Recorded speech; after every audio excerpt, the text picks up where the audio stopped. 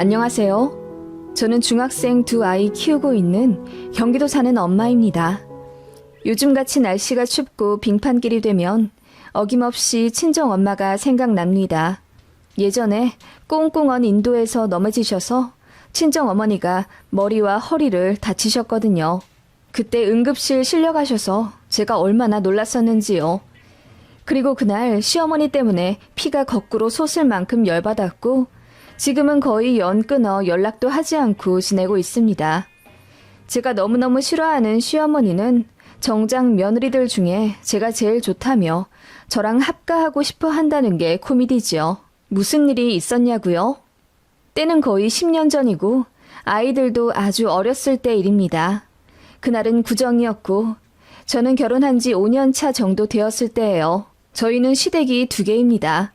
시부모님이 이혼하셨고 시아버지는 재혼하셨습니다. 시어머니는 혼자 사시고요.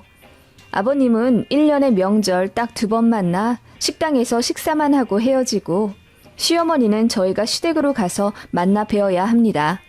외롭다는 이유로 명절 내내 저희가 있기를 원하시죠.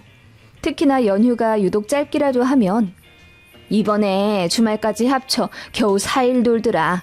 이럴 때는 어디 가지 말고 우리 집에서 3일 자고 가거라. 그게 맞다. 라고 하시더군요. 저희가 혹시라도 시아버지 집으로 가서 그 집 아들 노릇할까 봐서인지 눈에 불을 켜고 감시하셨어요. 저희 결혼하기 전에도 원래 아들들한테 그렇게 하셨다네요. 재혼한 아버지 보러 갈까 봐 늘 전전긍긍. 뭐가 그렇게 불안하신지 시어머니는 시아버지를 유독 경계하셨어요. 그러다가 저희 결혼하고 나서는 며느리들이 친정에 가는 게 그렇게 안 이끄우신 거죠. 그래서 5만 가지 핑계를 다 대면서 어떻게든 저희들이 시댁에서 3박은 머물러 있길 바라셨습니다. 처음 멋모를 신혼 시절에는 어머님이 저를 정말 많이 좋아하시는 줄 알고 오래 있기도 했었는데 시간이 지날수록 부려먹으려고만 하고 시자 갑질만 하려고 해서 정이 떨어지더라고요. 예를 들면 어머님 남편, 저희 아이들한테는 갓 지은 고슬고슬한 밥을 듬뿍 퍼주시면서 저한테는 지난 끼니에 먹다 남은 찬밥을 주신다던지요. 게다가 쓸데없는 일을 왜 그렇게 시키시는지요. 어차피 명절에 시댁에 오는 사람들이라고는 저희 가족이랑 형님네 부부뿐인데 음식을 거의 20인분은 만드십니다. 그렇게 전을 하루 종일 부쳐요. 갈비찜도 엄청 많이 하시고 잡채도 거의 10kg는 하시는 듯해요. 물론 며느리들이 다 했습니다. 어머님은 이래라 저래라 그 좁은 주방에서 지휘만 하시고요. 그렇게 만든 음식을 밀폐 용기에 나누세요. 그래서 어머님 개인적으로 아시는 분들한테 나눠주시고요. 그걸 전부 저희 며느리들이 다 해요. 어머님이 시키십니다. 예, 이 용기에는 고기가 덜 들어갔지 않니? 조금 더 잘 넣어라. 잘 좀 분배해. 잔소리도 엄청 나시고요. 그렇게 하루 종일 음식하면 물려서 먹기도 싫어요. 그런데 어머님은 남은 거 아깝다면서 꾸역꾸역 저희한테 싸주시고요. 남편도 싫어하고 저희 아이들도 별로 반기지도 않는 음식들인데 어머님은 그렇게 억지로 저희 트렁크에 넣으십니다. 심지어 어머님 혼자 살아 냉장고에 음식이 넘쳐난다면서 유통기한 지난 소시지나 다 물러터진 채소들을 그렇게 저희한테 자꾸 주려고 하세요. 그래 놓고는 저희한테 장 보느라 돈 많이 썼다면서 대놓고 용돈을 바라시지요.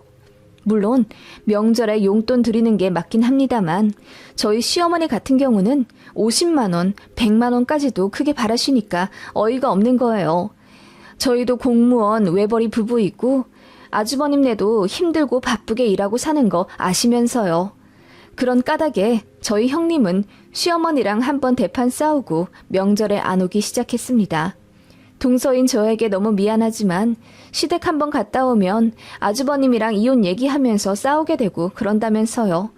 그렇다 보니 어머님은 저한테 더 집착을 하게 되신 것 같아요.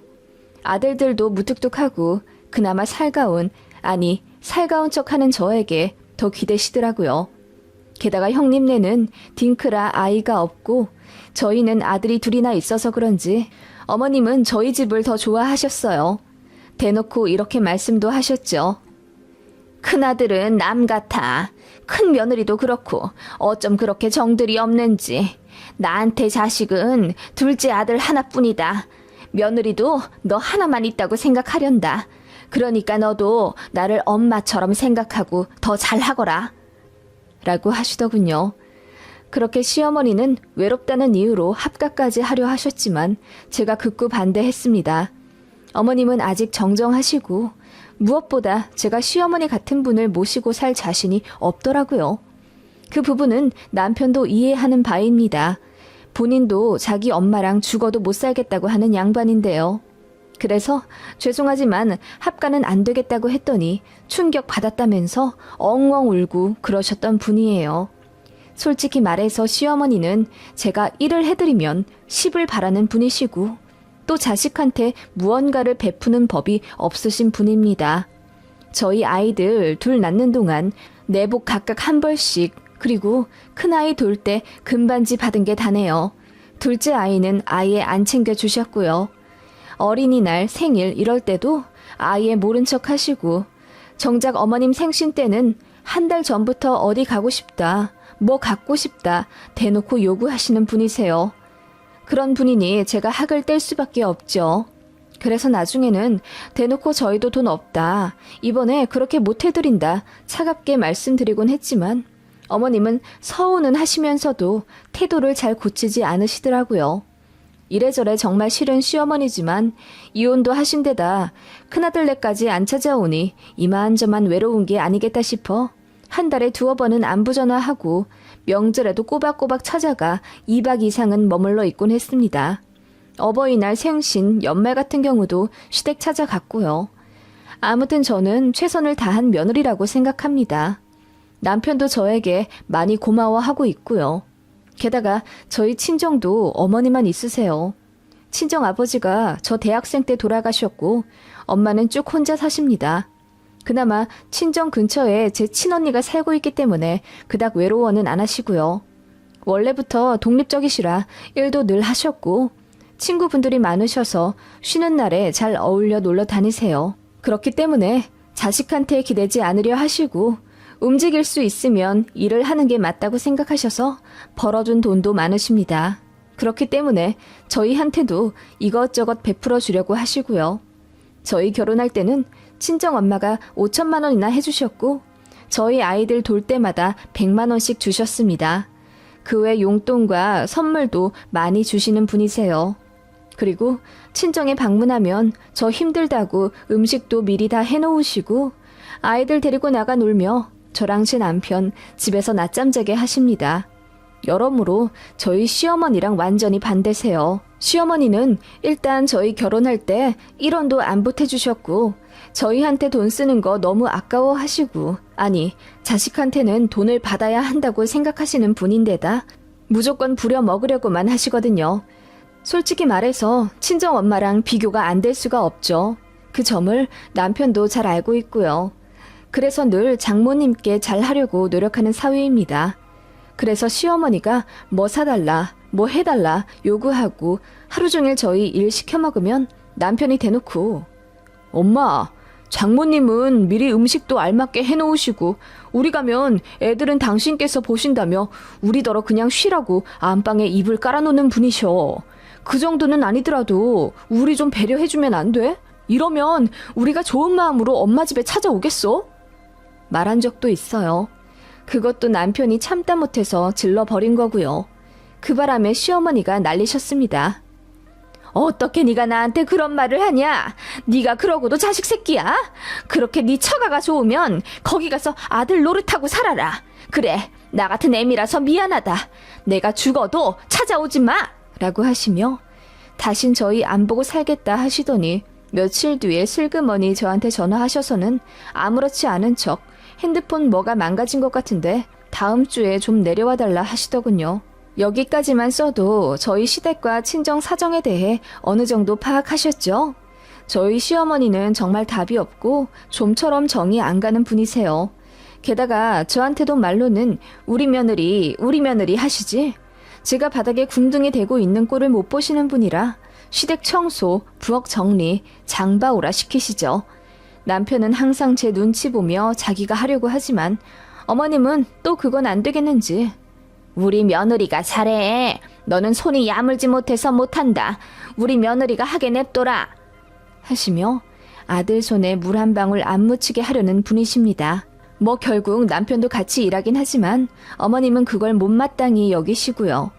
아무튼 그런 시댁이었고 문제의 발단이 된 어느 구정날이었습니다. 저희는 명절에 시댁 먼저 갔다가 친정에 갑니다. 그게 나아서요. 물론 시어머니가 좋게 보내주지 않으십니다. 2박하고 그 다음날 아침만 먹고 친정으로 떠나는데 꼭 이것저것 핑계 대가며 새아가 점심까지 먹고 가라. 내가 만두 좀 더 쪄놓을게. 응? 라며 점심, 심하면 저녁까지 먹고 눌러 앉게 하려고 하시거나 새아가 세탁기 뒤로 빨랫감이 잔뜩 넘어간 것 같은데 그것 좀 봐주고 가지 않으련? 아, 그리고 옥상에 방수 페인트가 다 벗겨졌나 봐. 아들이 올라가서 좀 봐주지 않을래? 많이 벗겨졌으면 오늘 좀 발라주고 가든지 페인트 한 통 사둔 거 있다. 라고 하시며 명절 내내 아무 말씀 없으시다가 갑자기 집 수리를 요구하세요. 처음엔 어머님 부탁 들어드린다고 시댁에 머물다가 결국 어머님 바람대로 저녁까지 먹고 간 적도 있습니다. 그래서 친정 결국 못 가고요. 그런 일이 몇 번 반복되니 너무 짜증이 나더라고요. 그래서 대놓고 저도 어머님, 저도 친정 가야죠. 친정엄마랑 언니네 가족 다 저희 기다려요. 라고 했더니 눈물을 글썽거리며 마지못해 보내주는 척 하세요. 그러고는 저한테 들릴 듯 작게 에구, 내가 빨리 죽어야지. 외로워서 살겠나? 라고 하시죠. 어떻게든 작은 아들이 처대 까는 길 발걸음 무겁게 말이죠. 나중에는 그냥 어머님 말 무시하고 막무가내 떠나긴 했는데 막상 갈 때마다 어머님 때문에 짜증이 나니까 미치겠더라고요. 그러던 와중 어느 구정이었고 시댁에서 하룻밤 자고 일어난 아침이었습니다. 친정 언니한테 전화가 오더라고요. 저 시댁에 있을 때는 웬만하면 전화하지 않는 언니라 좀 놀라긴 했지만 바로 받았습니다. 응, 언니, 무슨 일이야? 현정아, 큰일 났어. 엄마가 빙판길에서 미끄러져서 크게 다치셨어. 우리 애 준다고 딸기 사러 새벽에 나가셨다가 미끄러지셨나 봐. 그런데 지나가는 사람이 없어서 누워 계신 채로 거의 1시간은 있으셨나 봐. 지금 응급실 가는 중이야. 뭐? 그게 정말이야? 청천벽력 같은 언니의 말이었어요.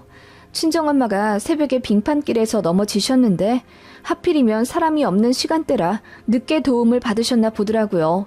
그날 너무 추운 날이었는데 머리랑 허리 다치신 것도 문제지만 저체온으로 위급한 상황이었어요. 제가 놀라서 허둥지둥 남편에게 말했고 급하게 친정으로 가야 했기에 짐도 서둘러 싸기 시작했습니다. 시어머니가 뒤늦게 방에서 나오셔서는 너희들 뭐하니? 왜 갑자기 짐을 싸고 있어? 라며 놀라시더군요. 어머님, 저희 이번엔 일찍 가야겠어요. 친정엄마가 빙판길에서 넘어지셨는데 늦게 발견되셔서 지금 저체온으로 위험하시대요. 에고, 그러냐? 많이 다치셨대? 언니 말로는 머리랑 허리를 다치신 것 같다고 하는데 그것보다 지금 체온이 많이 낮으셔서 그런지 정신을 못 차리신다고 하더라고요. 제가 서둘러 짐을 싸며 시어머니에게 말씀드렸고 어머님은 입을 떡 벌린 채 놀라시더라고요. 애들 급하게 옷 입히고 있는데 어머님이 연신 질문하시더군요. 그래서 지금 응급실로 간다고? 언니네도 갔고? 네, 언니랑 형부도 출발했대요. 머리를 다치신 거면 말씀도 못 하실 텐데 그건 아니지? 가봐야 알겠는데 그래도 털모자를 쓰고 계셔서 세게 부딪히진 않으신 것 같아요. 다행이구나. 그리고 패딩 입었으니 허리도 괜찮으실 거야. 그랬으면 좋겠어요. 일단 가서 얘기를 들어봐야 하겠지만요. 어머님, 먼저 가서 죄송해요. 그럼 이따가 식사 맛있게 하세요. 남편은 먼저 차에 시동을 걸러 짐을 챙겨 나간 상태였고 저는 아이들 챙겨서 일어나려고 한 순간이었습니다. 어머님이 저를 순간 막더니 아니, 근데 언니도 있는데 뭘 그리 급하게 나선다니. 그러다 사고 난다. 천천히 가도 돼. 라고 하시길래 저는 어머님이 저희를 걱정해서 하시는 말인 줄 알았습니다. 그래서 괜찮다고 했더니 어머님이 살짝 굳은 얼굴로 아니, 괜찮으실 것 같은데 이렇게 빨리 갈 필요는 없잖니? 라고 하시더군요. 그제야 어머님의 의도가 파악되더라고요. 어머님은 저희가 일찍 가는 게 싫으셨던 겁니다. 가뜩이나 2박 3박을 하고 가도 마지막 날엔 늘 아쉽다며 잡으시는 분인데 이번엔 무려 1박만 하고 급하게 떠나려고 하니 이유 불문하고 기분이 나쁘셨던 거죠. 저는 어이가 없어서 따졌습니다. 아니 어머님, 친정엄마가 응급실에 실려 가셨다는데 어떻게 지금 안 가요? 내 말은 너희 친정 언니네도 옆에서 간병을 할 테고 급한 일이면 너한테 따로 말을 할 텐데 구태여 지금 갈 필요가 있냐는 거야. 많이 다치지도 않으신 것 같은데 저체온? 그걸로 사람 안 죽는다. 뭐 얼마나 오래 길바닥에 누워 계셨다고 저체온이야. 히말라야 같은 데서 몇 시간 정도 방치된 사람이나 저체온으로 죽는 거지. 라고 하시더군요. 그리고 이어 지금 가나 이따가나 똑같아. 사부인 절대 안 돌아가신다. 내가 그건 장담하마. 그러니까 점심이라도 먹고 가. 그리고 저 설거지 어떡하니?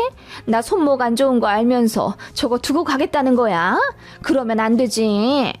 라고 하시며 하다못해 설거지라도 하고 가라고 저를 붙잡아 앉히시더군요. 저는 얼굴이 새빨개질 정도로 화가 났습니다. 그런 제 모습을 보고 시어머니가 흠칫 놀라시더군요. 아니 새아가 그렇게까지 정색할 필요 있다니? 나도 노인네라 다 알아. 사부인 괜찮다. 너무 걱정하지 말라고 그렇게 얘기한 거야.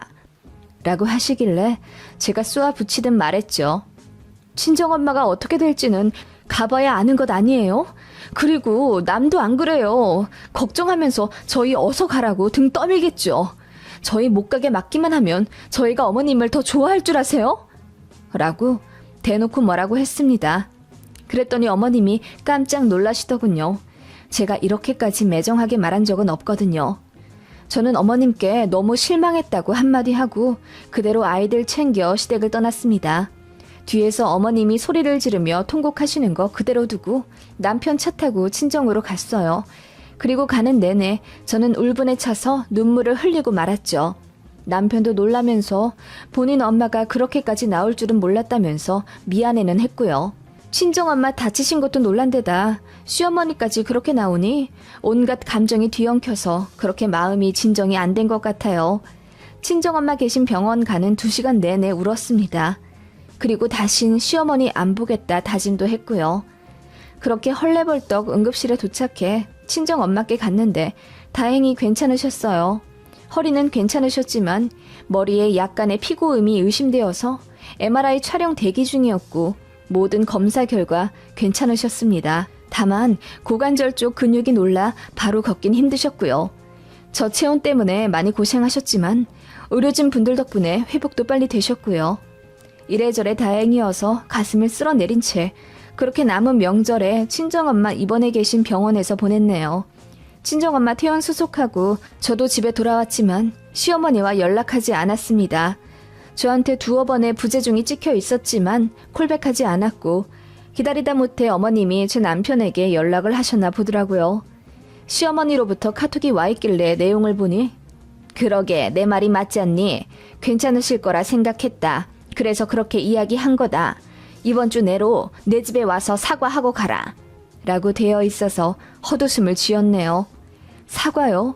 앞으로 시댁 가고 싶지 않다고 남편한테 말했습니다. 남편도 알겠다고 했고요. 시어머니랑 연락도 하기 싫어서 오는 전화 안 받고 카톡에 답장도 안 했어요. 그랬더니 애가 타는 건 시어머니더군요. 그 다음 추석 때까지도 저는 안 갔고요. 남편만 애들 데리고 시댁 가고 저는 친정 가 있었습니다. 시어머니가 저 때문에 엄청 약이 오르셨는지 명절에 머리 싸매고 누워 계셨다고 하더라고요. 그러거나 말거나 신경도 안 쓰이더군요. 그렇게 2번의 명절이 지날 동안 저는 시어머니께 찾아가지 않았어요. 나중에는 한 달에 1번 정도 마지못해 안부 전화를 나누긴 했지만 그냥 무뚝뚝하게 대답만 할 뿐 전처럼 살갑게 굴기도 싫더군요. 그러다 문제의 그날이 온 거죠. 시어머니가 다치셨다고 하더라고요. 시어머니가 주택에 사시는데 앞에 1평 남짓한 텃밭이 있습니다. 거기서 화단을 가꾸시다가 버려진 못에 발이 찔리셨다고 하더라고요. 그러면 바로 택시 불러 병원에 가시지. 심지어 아들 냅두고 저한테 먼저 전화를 거셔서는 아이고 며느라, 나 죽겠다. 내가 발에 못이 찔려서 지금 꼼짝을 못하고 있어. 나 좀 살려줘라. 아파 죽겠다. 라고 하시더군요. 얼마나 깊이 찔렸냐고 빨리 119 전화해서 응급실 가라고 했더니 어떻게 이런 일로 구급차를 타냐면서 저더러 와달라고 하시더군요. 시댁이랑 차로 1시간 반 정도 거리인데 마음만 먹으면 당연히 갈 수는 있겠지만 솔직히 어머님한테 쌓인 게 있다 보니 그러기가 싫더군요. 그래서 남편한테 연락하겠다고 했더니 우리 아들은 지금 일하고 있잖아. 집에서 노는 네가 와야지. 라고 버럭 소리를 지르시더군요. 아마 아파서 더 승질을 내신 모양인데 저도 열받더라고요. 심지어 저는 그 당시 전업주부도 아니었습니다. 집 대출금 때문에 애들 어린이집 보내고 알바를 시작한 상태였고요. 어머님 전화 받은 그 당시도 알바 가기 직전이었습니다. 그래서 저도 출근해야 한다고 하니 어머님이 소리를 지르시며 그깟 알바가 대수냐며 시어머니가 못에 찔려 중내에 사내 하는데 당장 오지 않고 뭐 하냐고 화를 내시더군요. 그 말에 저도 그만 이성을 잃고 말았습니다.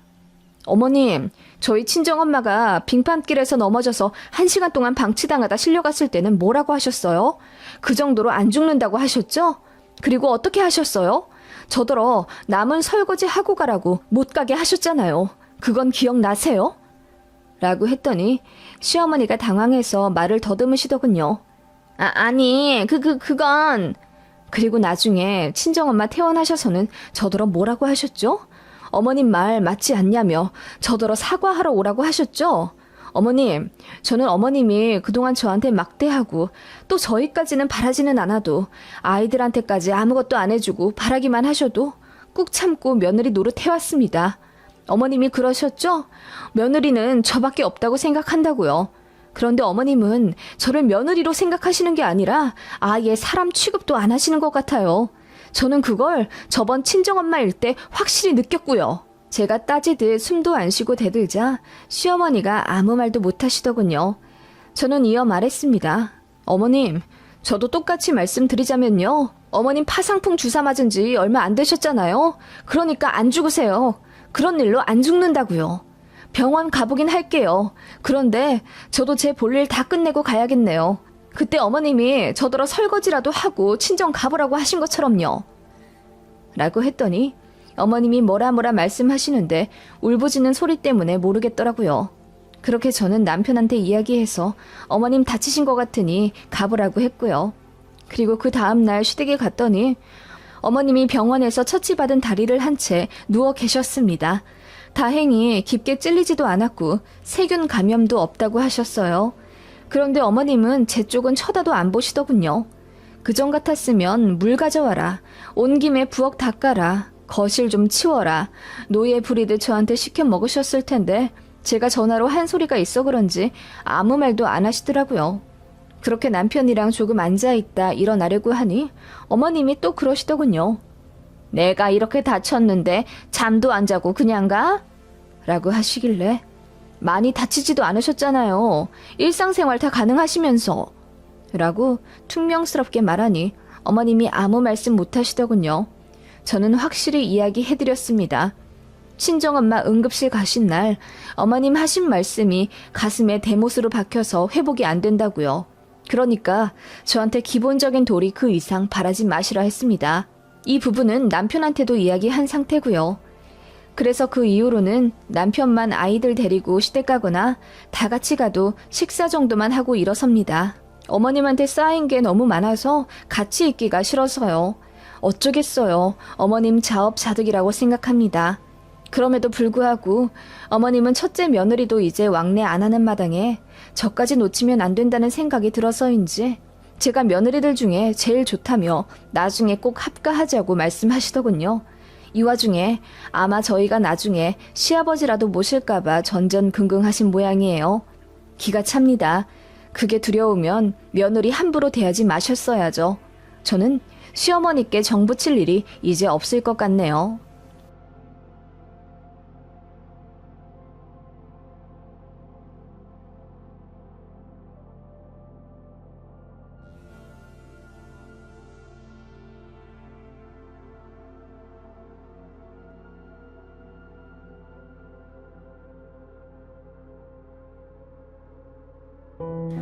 안녕하세요. 그날만 떠올리면 아무리 생각해도 어이없는 헛웃음만 나오네요. 혹시 이런 경우가 또 있는지 궁금해서 글을 써봅니다. 저는 40대 중반, 그 무섭다던 중2 남자아이 키우고 있는 워킹 싱글맘입니다.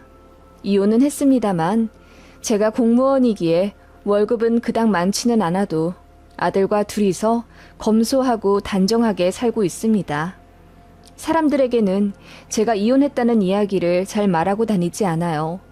좋은 이혼이 어딨겠냐마는 제 이혼 사유는 남편의 바람 때문이었거든요. 지금에야 상처를 다 극복하고 잘 살고 있지만 남편 바람 처음 알았을 때는 어찌나 하늘이 무너질 듯 슬프고 막막하던지요. 이혼 과정도 힘들었지만은 시어머니의 정신 나간 헛소리와 진상짓 때문에 더 스트레스 받았던 것 같습니다. 보통 시어머니가 아니었거든요. 그러니까 저에게 이혼하고 나서도 자기네 집 제사상 차리러 오라고 하겠죠. 이야기를 풀어나가려면 남편과 이혼해야 했던 그날의 사정부터 꺼내야겠군요. 전 남편, 아니 이 글에서는 편의상 남편 그리고 시어머니라고 호칭하겠습니다. 저희 아이 초등학교 3학년 되었을 무렵 저희 남편은 지 중학교 동창이랑 바람이 났습니다. 그것도 아주 진하게요. 저 몰래 월급 빼돌리고 거짓말 쳐서 시간 내어 한 쌍의 바퀴벌레 마냥 뒤에 숨어서 무려 2년이나 사귀었더군요. 아이러니하게도 제 남편은 보기 드문 애처가였습니다. 연애 때부터 저한테 참 잘했고 기념일에도 끝내주게 이벤트 해주던 사람이죠. 회식에 가서 맛있는 음식이라도 나오면 와이프 생각난다며 꼭 1인분씩 따로 포장해와 들고 오던 사람입니다. 그래서 회사에서 회계팀 최수종이라고 불릴 정도로 소문이 자자했어요. 제가 임신해서 입덧을 심하게 했을 땐 남편도 같이 웩웩거리며 토하고 울고 난리도 아니었습니다.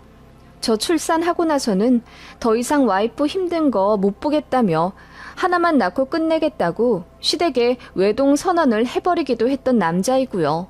다만 시집살이가 좀 있었던 시댁이 흠이라고 해야 할까요? 시어머니의 갑질이 참 심했습니다. 결혼 준비 때부터 삐그덕거렸어요. 저희 집은 아버지도 공무원이셨고 이런저런 집안 사정 탓에 돈을 많이 써서 딱 24평짜리 아파트 하나와 연금 말고는 다른 재산이 없으십니다. 반면 시댁은 고깃집을 운영하시는데 워낙 잘 되어 돈이 좀 많았고요.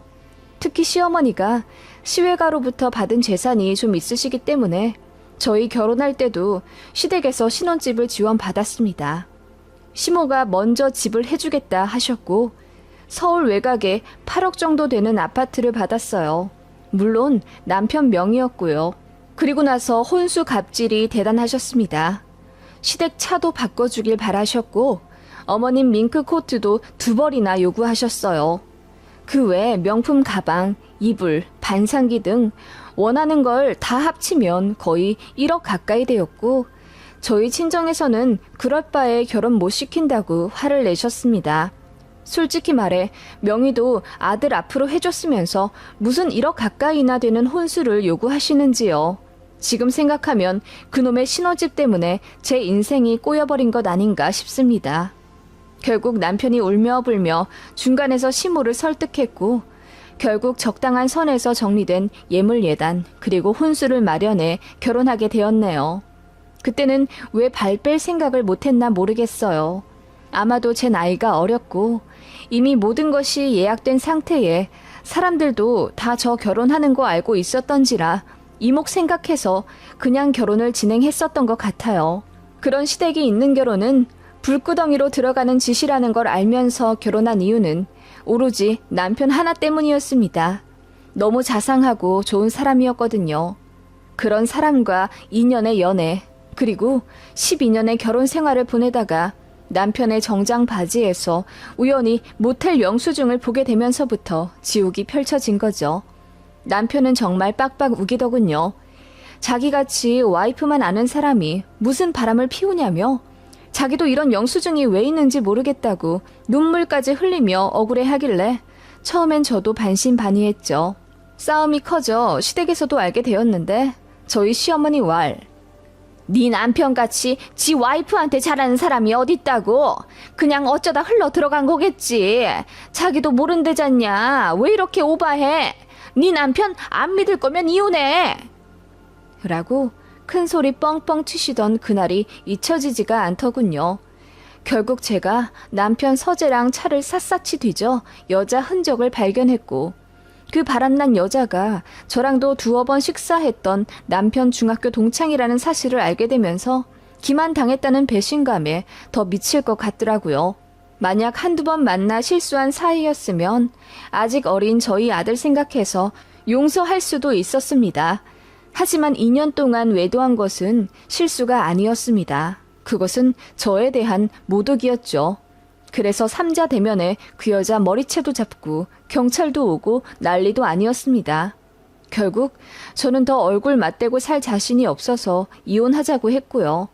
그 와중에 더 충격적인 사실은 남편이 저랑 아이가 친정 가구 없을 때 집에 그 여자 불러서 잠도 자고 그랬다더군요. 제가 친정에 2달에 한 번 정도는 갔으니 2년 동안 저희 집에 10수번은 왔다 간 겁니다. 심지어 저희 안방 침대에서 그 짓거리를 했다는 걸 생각하니 피가 거꾸로 솟는 기분이 아닐 수 없었습니다.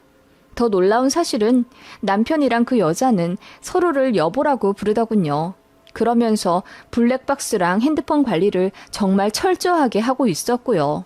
저희 남편 회사 특성상 성과금이 다른 통장으로 들어오는데 그것도 치밀하게 고쳐서 둘 데이트 비용으로 쓰는데 썼고요. 제가 바보여서 몰랐을 수도 있겠지만 남편은 제 앞에서는 둘도 없는 애처가에 가정적인 척 안심을 하게 만들어 놓고는 그렇게 치밀하게 증거들을 다 없애고 관리하는데 저는 속수무책으로 당한 거죠.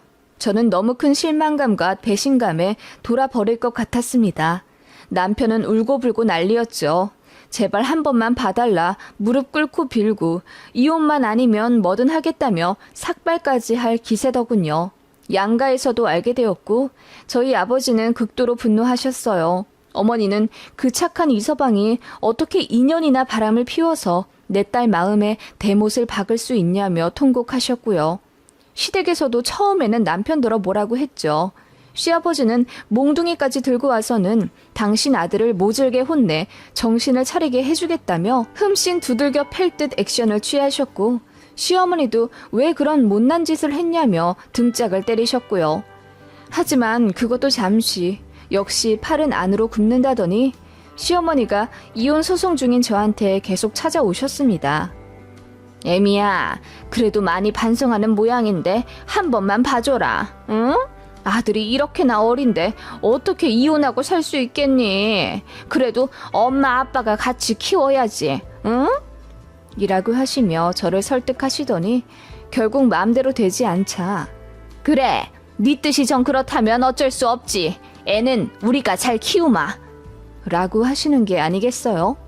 이혼 사유가 남편에게 있는데 저더러 아이를 내놓고 가라는 겁니다. 제가 미쳤어요? 내가 잘못한 것도 아닌데 우리 애를 왜 남편한테 두고 이혼해요? 당연히 제가 키워야죠. 네 생각해서 그러는 거다. 적당한 혼처 있으면 너도 재혼해야지. 애 딸린 이혼녀 어떤 남자들이 거들떠나 보겠니? 우리 아들이야 바로 재혼하겠지만. 그리고 무슨 여자 혼자 애를 키운다고 그래. 우리 집은 돈이라도 많지만 넌 뭐가 있니? 니네 친정 개뿔 없으면서 말이야. 괜한 자존심에 애 앞길 망치지 말고 우리한테 애 주고 가라. 라고 모진 말씀을 하시더군요. 그날 정말 목이 찢어져라 울부짖었던 기억이 나네요. 시어머니는 정말로 제 아이를 빼앗기라도 할 듯이 이혼 소송 중에 저희 집에 쳐들어와 자는 아이를 들쳐업고 데리고 가려는 액션도 취하셨고 제 아들 학교까지 찾아가서 행패를 부리기도 했습니다. 저는 위자료도 필요 없으니 양육권과 양육비 100만 원을 요구했고요. 시댁은 돈도 많으면서 양육비 100만 원이 너무 말도 안 되게 높다며 못 주겠다고 항소하더군요. 그리고 몇 천만 원 들여 변호사를 샀고요. 그야말로 진흙탕 싸움이었습니다. 시댁은 그렇게 아무것도 가진 것 없는 저와 싸워 양육비를 결국 월 80만 원으로 깎았습니다. 손자한테 주는 돈은 아깝지 않지만 저한테 주는 돈은 아깝다면서요. 진절머리가 나더군요. 그 와중에 아이 아빠란 놈은 지 엄마 뒤에 숨어서 아무것도 하지 않았습니다. 막상 헤어지고 남이 된다고 하니 더 이상 저에게 에너지 쓰고 싶지도 않은 듯 제가 이혼 소송을 건 그 순간부터 아이의 집을 나가버리고 연락조차 제대로 되지 않았고요. 그래서 거의 시어머니랑 이혼 소송을 하다시피 한 겁니다. 제가 얼마나 힘든 시간을 보냈는지 아시겠죠? 아무튼 결국 그렇게 이혼이 마무리되었고 살던 집에서도 쫓겨나게 되었습니다. 그 집은 어머님이 남편 명의로 사준 집이었으니까요. 재산 분할을 어느 정도 받긴 했지만 그걸로는 살던 집이랑 비슷한 여건을 찾기가 힘들더군요. 공무원 대출과 한부모 혜택 등을 알아본 후 적당한 거처 찾아 이사를 준비하고 있는데 시어머니란 사람이 그러더군요. 너 그 집에서 계속 살고 싶냐? 그럼 지금이라도 늦지 않았으니 재결합하거라. 어이가 없어서 웃어버렸더니 시모가 또 이러더군요.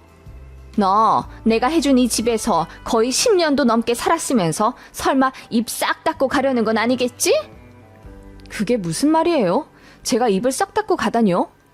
다음 달에 현준이 증조 할아버지 할머니 제사인 건 알고 있지? 다른 건 몰라도 그날은 꼭 챙겨서 제사 지내러 오거라. 네?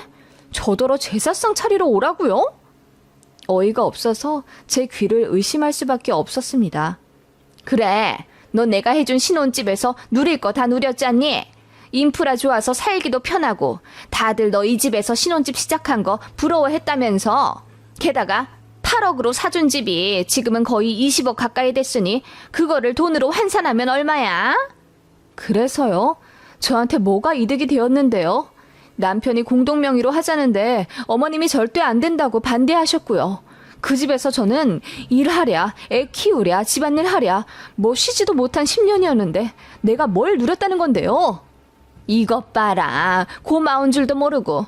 그래도 내가 해줬으니 너도 떵떵거리며 잘 산 거지. 나가야 할 이자 안 내고 그 돈으로 네 코트 사 입고 화장품 사 쓰고 한 거 아니겠니? 제가 뭘 그렇게 사 입었다고요. 아시잖아요. 현준이 아빠가 저한테 거짓말하고 월급도 줄여서 얘기한 거. 여유 없었다고요. 아시잖아요. 집 해준 대가로 오히려 저한테 용돈 요구하신 건 어머님이시고요.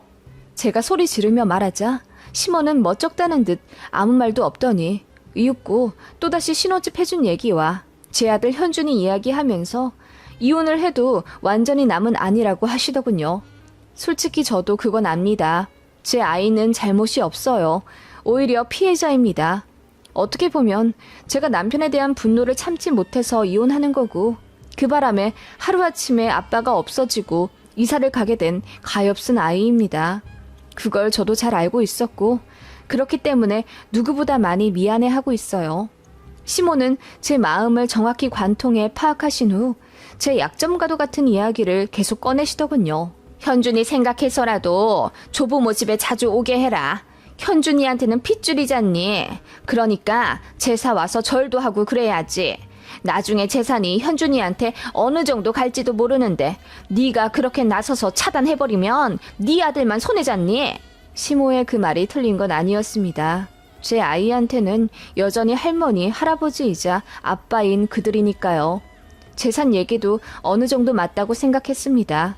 제가 아들 하나만 낳고 외동으로 끝낸 데다 남편한테는 여동생밖에 없어요. 그래서 시부모님은 제 아들이 대를 이을 수 있는 유일한 자손이라고 늘 애틋해 하셨죠. 그래서 저랑 남편 이혼할 때도 어떻게든 제 아이 데려가려고 난리를 치셨던 거고요. 저나 저희 친정한테는 이렇다 할 재산이 없기 때문에 시댁이랑 굳이 척지어 사는 것도 바람직하지 않다는 게 제 이성적인 판단입니다. 속은 열불이 터지지만요. 그래서 저도 많이 생각해서 제 아이는 제사 때 데려가기로 했습니다. 물론 저는 시가에 안 들어가고 아이만 가서 절하고 식사하면 제가 데리고 나오는 식으로요. 그런 식으로 조율을 하겠다고 하니 시모가 그럼 제사 준비는? 라고 묻더군요. 사실 그동안 저는 시댁 제사 때마다 얄짤없이 불려가 몇 시간 동안 제사상 차리느라 고생했습니다.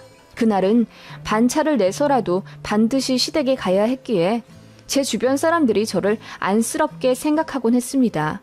시모가 절대 이해해주지 않았기 때문입니다.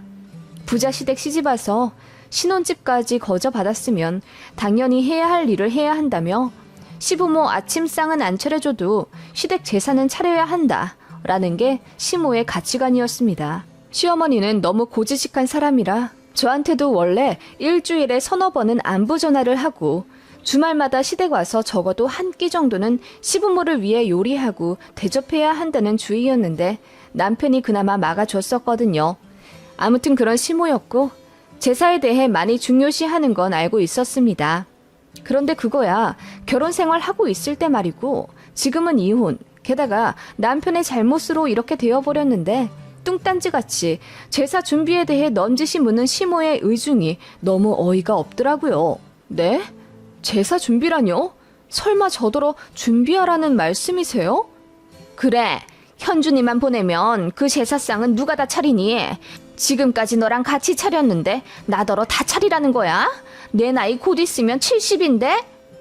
아니, 그러면 이혼까지 한 마당에 제가 전시댁 제사 준비를 하라는 말씀이세요? 거기서 이혼 얘기가 왜 나오니? 내가 말했잖아. 현준이한테 증조 할머니 할아버지잖니? 그렇게 남남처럼 성 긋고 그러지 말어. 그래서 제사할 때만큼은 현준이 보낸다고 하지 않았어요? 뭘 더 바라세요?